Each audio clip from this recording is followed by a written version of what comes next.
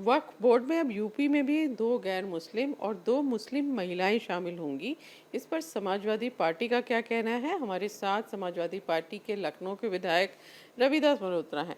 ये जो अमेंडमेंट है सेंट्रल गवर्नमेंट का, उसके बाद क्योंकि यहाँ पे बोर्ड बनना है, अभी सुन्नी वक्फ बोर्ड का गठन होना, उसके बाद शिया वक्फ बोर्ड का होगा, तो इसमें 2 नॉन मुस्लिम्स और 2 मुस्लिम महिलाएं शामिल होंगी। इस पर आपका क्या कहना है? भाजपा की सरकार जनता के मुख्य मुद्दों से जनता का ध्यान बांटना चाहती है। आज जनता लगातार बढ़ती हुई महंगाई से त्राही त्राही कर रही है। नौजवान परेशान है, उनको नौकरी नहीं मिल रही है और भाजपा की सरकार जनता के मुख्य मुद्दों से जनता का ध्यान बांटने के लिए वक्फ बोर्ड में 2 गैर मुस्लिम सदस्यों को शामिल करने की बात कर रही है। भारतीय जनता पार्टी का कुल उद्देश्य ये है कि वक्फ की ज़मीनों पर कब्जा कर लिया जाए।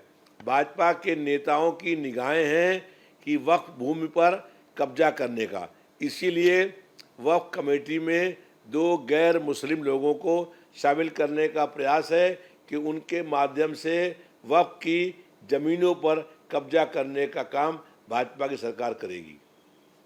लेकिन उनका तो ये कहना है कि पारदर्शिता आएगी जब बोर्ड होगा उसमें, अगर क्योंकि यूपी में उनका कहना है कि बहुत तरह की गड़बड़ियाँ वक्फ बोर्ड की जो उसमें दर्ज संपत्तियाँ हैं उसको लेकर मिली हैं, बेईमानी होती है, सरकारी ज़मीन पे कब्जा हो जाता है, तो और भी जो गैर मुस्लिम लोग रहेंगे तो थोड़ी ट्रांसपेरेंसी रहेगी। जो राम मंदिर में चंदा चोरी करने वाले लोग हैं वो कैसे वक्फ की ज़मीनों पर सही काम करने का काम करेंगे? जिन्होंने भगवान राम के मंदिर के चंदा को लूट लिया है, उनका उद्देश्य केवल वक्फ की भूमि पर कब्जा करना है, उन ज़मीनों को बेचना है, इसके अलावा कोई और उद्देश्य नहीं है। जनता जान गई है कि भाजपा की सरकार केवल जनता को लूटने का काम कर रही है। उत्तर प्रदेश में यूपी सुन्नी वक्फ बोर्ड का कार्यकाल 5 मार्च को खत्म हो चुका है। अब नया बोर्ड कैसे बनेगा? क्या जो नया वक्फ कानून है वो लागू होगा उत्तर प्रदेश में? हमारे साथ यूपी के अल्पसंख्यक कल्याण मंत्री दानिश अंसारी हैं।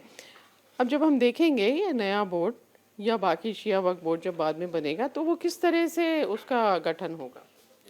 देखिए, केंद्र की हमारी मोदी सरकार ने वक्फ की संशोधन अधिनियम जो लेके आई केंद्र की मोदी सरकार, उस अधिनियम के पीछे का मकसद ये था कि वक्फ की संपत्तियों का लगातार जो दुरुपयोग हो रहा था, इलीगल इंक्रोचमेंट हो रहा था, अवैध कब्जे हो रहे थे, मिस हैंडलिंग हो रही थी, जो आम मुसलमान इसकी शिकायत करते थे, प्रॉपर ऑडिटिंग नहीं होती थी, प्रॉपर डॉक्यूमेंटेशन नहीं होता था, उन समस्याओं को दूर करने के लिए केंद्र की मोदी सरकार वक्फ संशोधन अधिनियम लेके आई।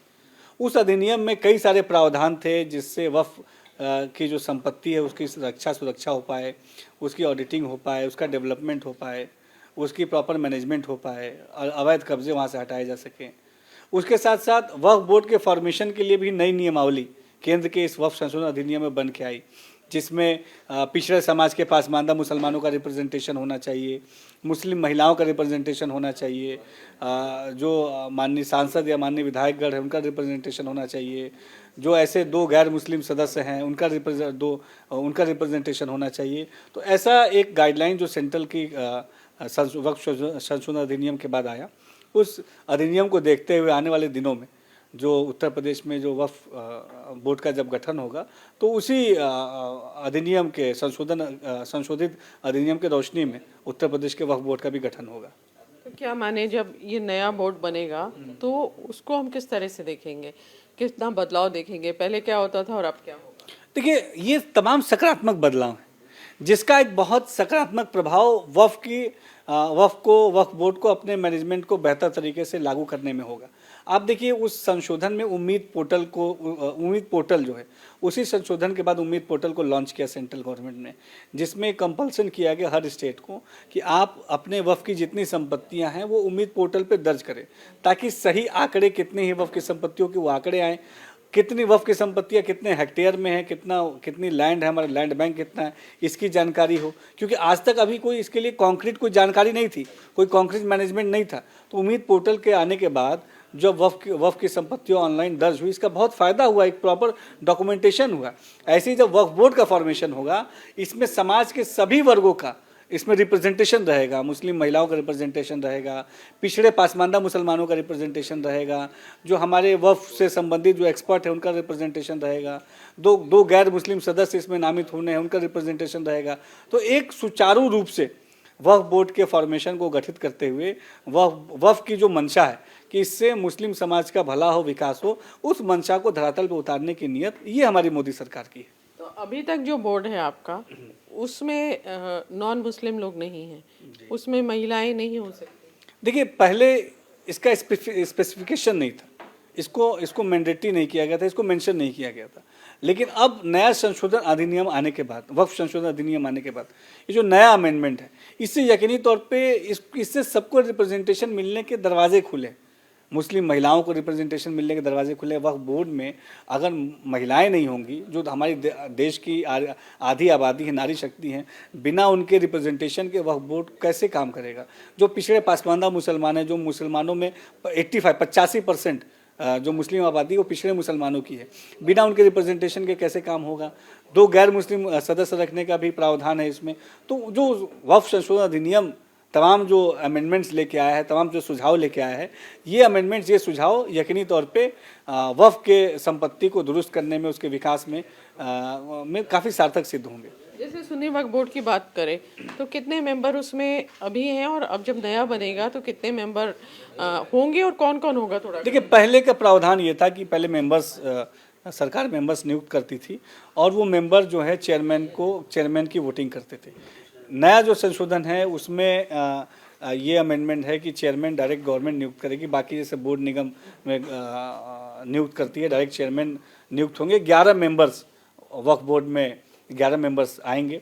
वो मेंबर्स एक चेयरमैन के अलावा 10 और मेंबर्स उसमें शामिल होंगे, जिसमें महिलाएं, पिछड़े पासमानदा तबके के लोग, मुस्लिम समाज के जो धर्मज्ञ हैं, धर्मगुरु हैं, वो मुस्लिम के जो स्कॉलर्स हैं, वो मुस्लिम लॉ को जानने वाले लोग जो हैं, वफ़ की जो नियमावली है, वफ़ के जो अधिनियम है उसको समझने वाले लोग, बार काउंसिल से एक व्यक्ति, और ऐसे तमाम करके जो फॉर्मेशन होगा आने वाले समय में, उसी अमेंडमेंट के अनुसार फॉर्मेशन उत्तर प्रदेश भी करेगा। 2 हिंदू भी इसमें शामिल होंगे। देखिए, मैंने जैसे आपको बताया कि इस अमेंडमेंट में जब केंद्र की जब सरकार ने, मोदी सरकार ने इसको सदन में इसके बारे में चर्चा हुई और एक बहुत लंबी चर्चा के बाद जो है ये अमेंडमेंट आया। उसके बाद एक जॉइंट पार्लियामेंट्री कमेटी बनी, जो हमारे माननीय सांसद है जगदम्बिका पाल जी की अध्यक्षता में, जिसमें हर दल के नेता थे, हर दल के सांसद थे।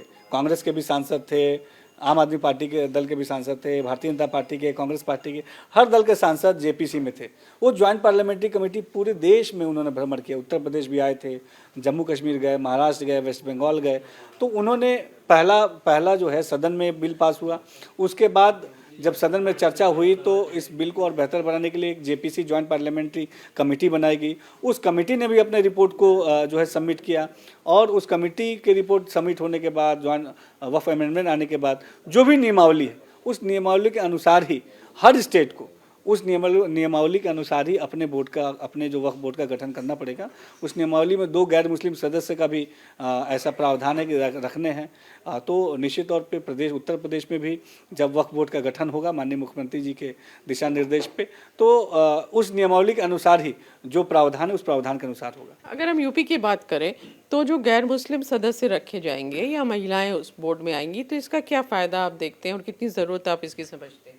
देखिए, वक्फ की संपत्तियां ये मुस्लिम समाज के डेवलपमेंट के लिए इस्तेमाल होनी चाहिए। प्रॉपर मुस्लिम समाज के विकास के लिए वक्फ की जो संपत्ति इस्तेमाल होनी चाहिए थी, उसका प्रॉपर यूटिलाइजेशन नहीं हुआ।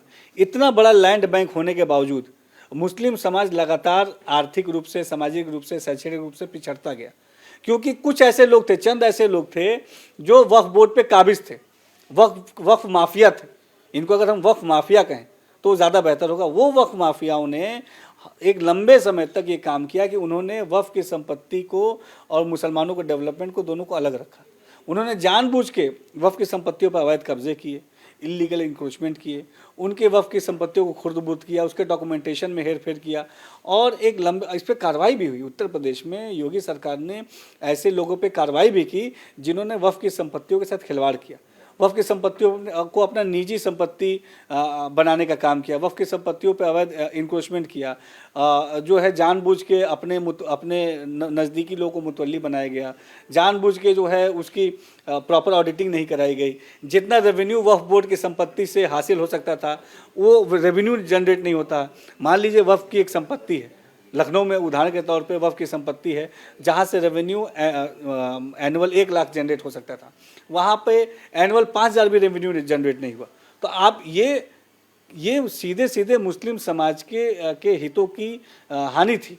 तो इन तमाम चीज़ों को समझते हुए केंद्र की मोदी सरकार ने वक्फ अमेंडमेंट एक्ट केंद्र की मोदी सरकार लेके आई और निश्चित तौर पे इस एक्ट से मुस्लिम समाज को सीधा फायदा होगा। सुन्नी वक्फ बोर्ड की तो बात होगी, अब शिया वक्फ बोर्ड में क्या होगा, क्योंकि उसका टर्म अभी नहीं, यूपी की बात नहीं कह रहा हूँ, वो देश के किसी भी प्रदेश में। यूपी के हम पूछ रहे हैं कि जैसे सुन्नी वक्फ बोर्ड का तो टर्म खत्म हो गया, शिया वक्फ बोर्ड अभी चल रहा है, तो वो जब टर्म खत्म हो जाएगा तब ये नियम लागू होगा।